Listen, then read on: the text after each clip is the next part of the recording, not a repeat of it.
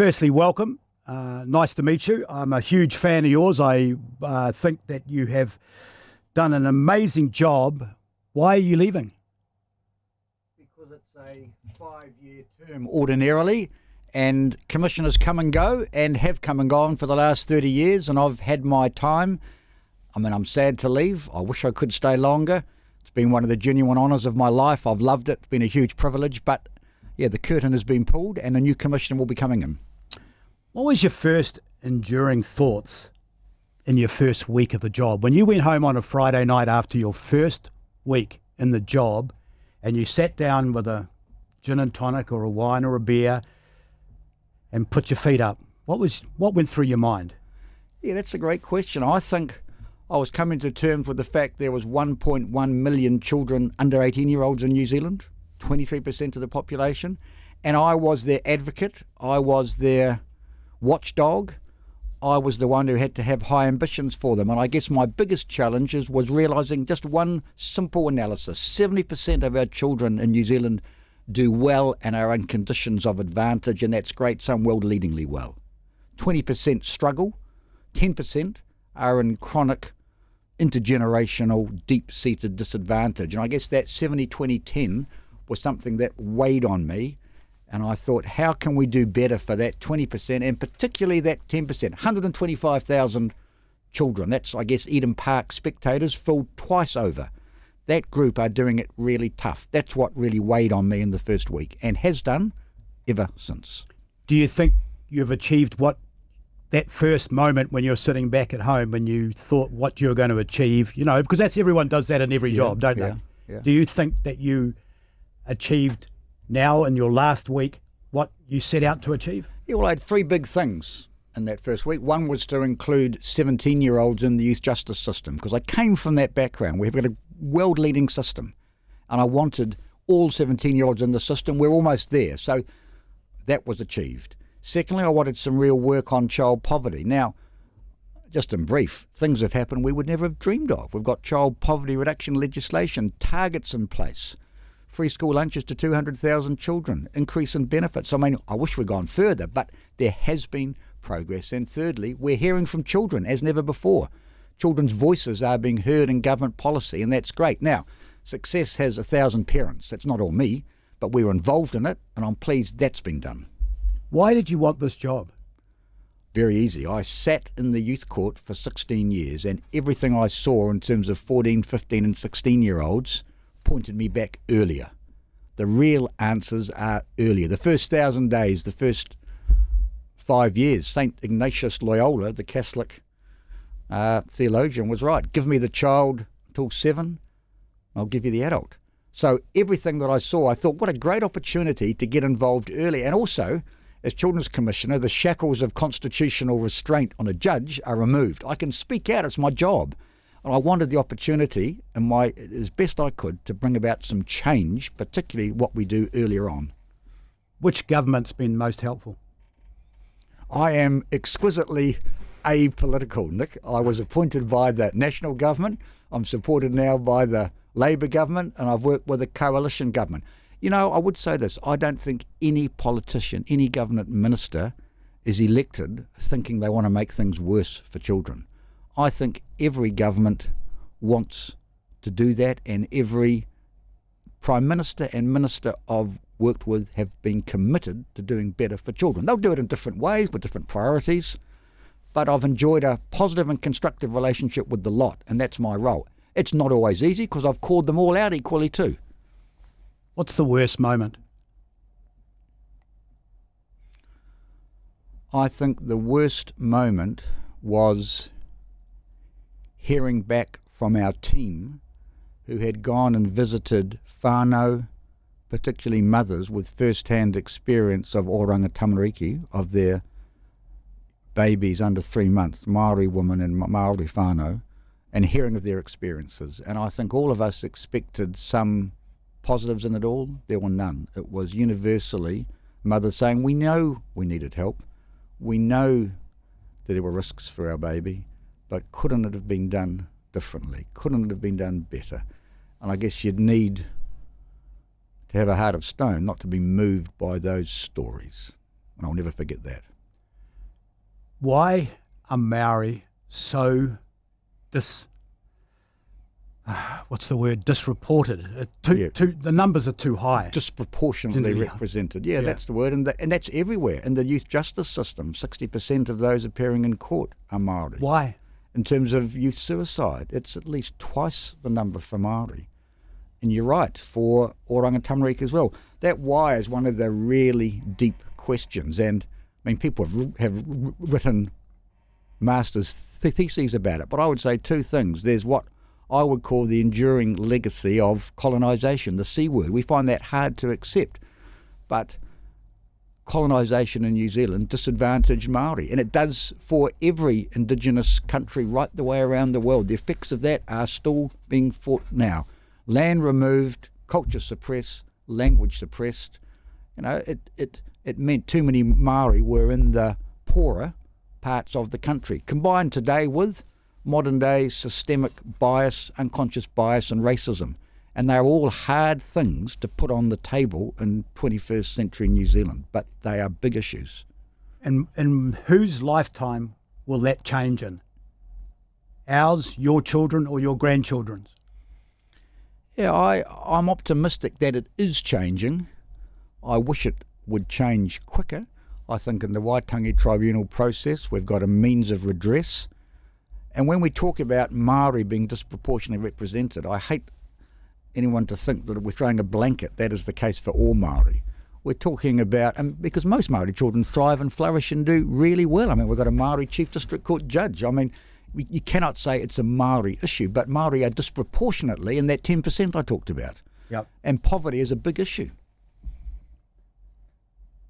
The numbers of children in care. When I was researching or reading to do this interview, that was the thing that most stood out to me.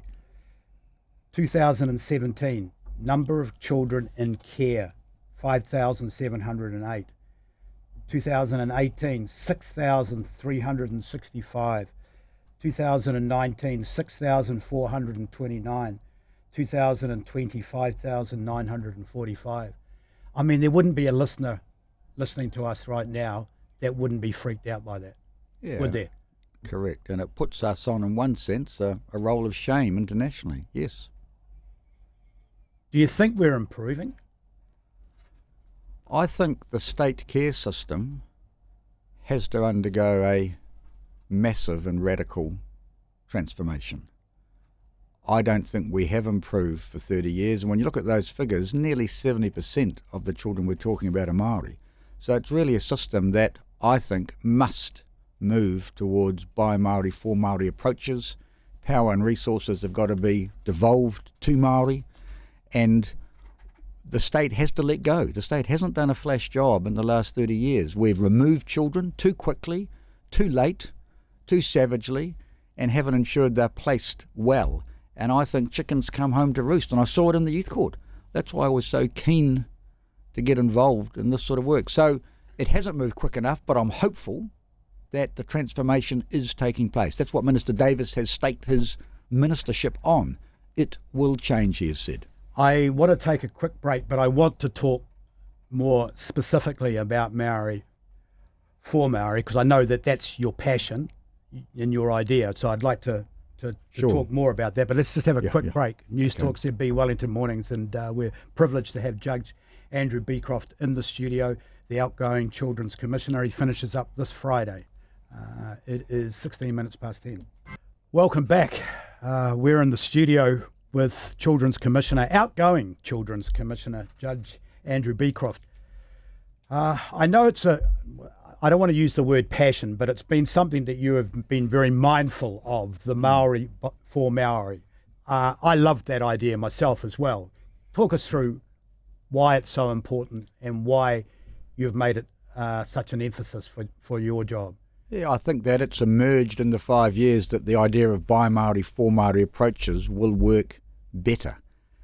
And I think when you put it like that, it's almost self-evident than giving it to the state to do. I mean, why do we have such a high prison rate? I mean, we would do anything to change the situation. I think by Māori, for Māori approaches are the key. For instance, We know that in education, the decile 1, 2, 3, 4 schools that buck the trend are kura kaupapa Māori schools, taught by Māori, using te reo Māori, and the results are fantastic. I mean, Has that got anything to do with them having money? I think it's got something to do with parents being committed and believing it and all that sort of thing, but it does show you that a different approach that prioritises culture and prioritises language gets results. I mean, I went to Dunedin last week with a group called Te Kaika, the village, Te Kainga. Co-located services, health, medicine, dentistry, welfare support, terrific, booming, thriving. I mean, they are providing support in a way that is appropriate for Māori. The vaccination rates for Māori really began to increase when Māori were doing it. Māori were delivering it. And I mean, it's all very well for me to say in a highfalutin way it's what the treaty requires, but it does. But it works in practice. And I think that's the way forward. If we're serious in New Zealand about getting proportionality back in the stats so that Māori aren't disproportionately represented everywhere, why wouldn't we be thinking of by Māori, for Māori approaches? What's it got to do with money? In terms of, what I mean, Poverty. What's poverty got to do with money? You know, I mean, you know, with Yeah. you know what I'm trying to get at. I mean, because I'm sure that there's white European kids that come from poverty that have come across, you've come across as well in the same. Yeah, I think I utterly agree that when you unpack it all, at the heart of it, the issue is economic disadvantage, material hardship, and poverty. People often say to me, "You mean it's all about money, is it?"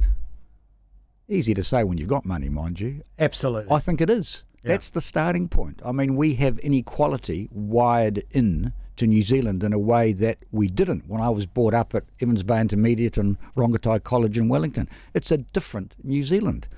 And that group is a significant group who are really, really doing it tough. That's why I think, big thing to say, if we want a decent life for all New Zealand children, and we could have it, it's going to mean repairing the benefit slashes that took place in 1991 that we've never made up, and it's going to mean lifting income. And if we did that, that's what children deserve. And it will be great for the country. We'll reduce health problems, education problems, prison, welfare dependency if we invest in children.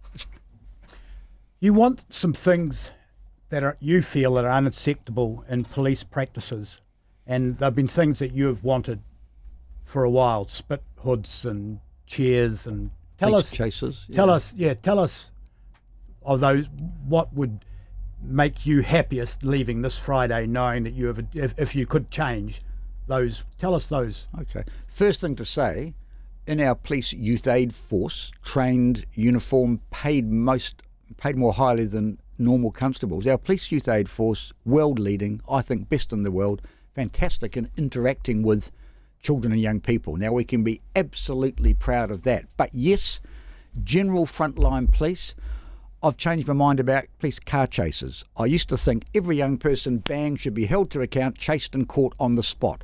But we've seen so many needless deaths and tragedies with innocent bystanders involved that I've changed my mind. I think we should pull out of the chase, use more brake, less accelerator. We can catch them tomorrow and certainly hold them to account. But the risks are too high. I don't think we should be remanding teenagers in solitary confinement in adult police cells. I would just change that in a flash if I could. We've got other facilities. The risks of suicide are too high, and I've presided over a case firsthand. And I think spit hoods, Guantanamo Bay style spit hoods, and restraint chairs, tie-down chairs, I wouldn't want my child in one of those. I don't think any listener would. There are better ways. So I'd just abolish all of those. Have you ever spoken to kids that have had those put on them? Have you ever got eye to eye with them and said, you know, how did that make you feel? It's exactly what I've done. And I think the answer is the bravado, the toughness, it disappears. And I've spoken to teenage boys in tears who say it messes with your head and you think thoughts that you never thought you would ever think in that situation. That's the point. We're playing with developmentally boys in a work in progress. They're spontaneous, they do dumb, reckless, silly things, but they're capable of a lot better. And if we treat them as junior adults in that sort of punitive way, we almost guarantee that they're going to be marginalised from the state. We want everyone to be included in the country. And I think it's not necessary to treat them in that way, but at the same time to hold them to account. There are better ways. Just got to take another short break. We're with Andrew Beecroft, Children's Commissioner. Croft is with us live in the studio. I didn't realise you're a Wellingtonian, so that's amazing. I thought you were an Aucklander, but I did my university in Auckland, but I'm Hurricanes and Firebirds to the core. And the Saints basketball team, I should say. Okay. You didn't have to just put that in there. We're always an afterthought. Tell me about the love. How important is love in the world of Andrew Beecroft? I think it's what motivates me. They say love is a four-letter word spelt T-I-M-E. I mean, it starts at home. I don't know that my kids would say I was the exact example of that, but putting time into our own children. I mean, children are treasures. We're entrusted with them. Nothing's more important.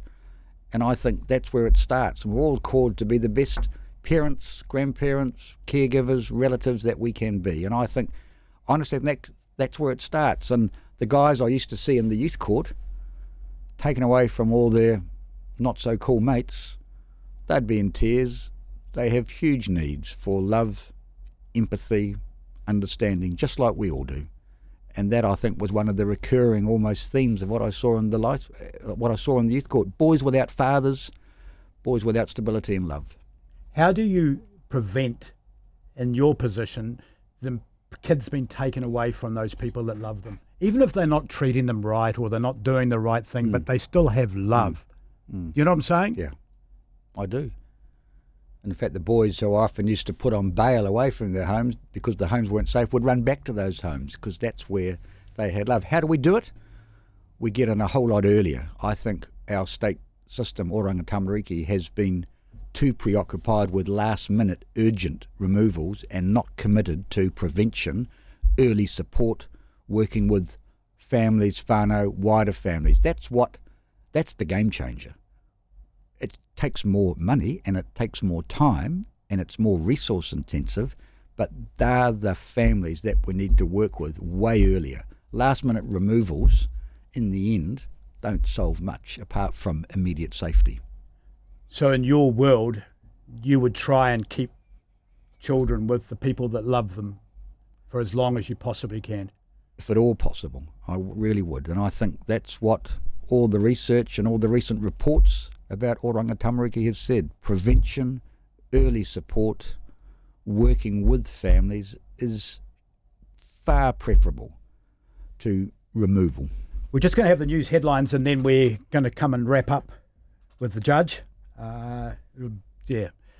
We have in the studio for the next couple of minutes Judge Andrew Beecroft, the outgoing Children's Commissioner.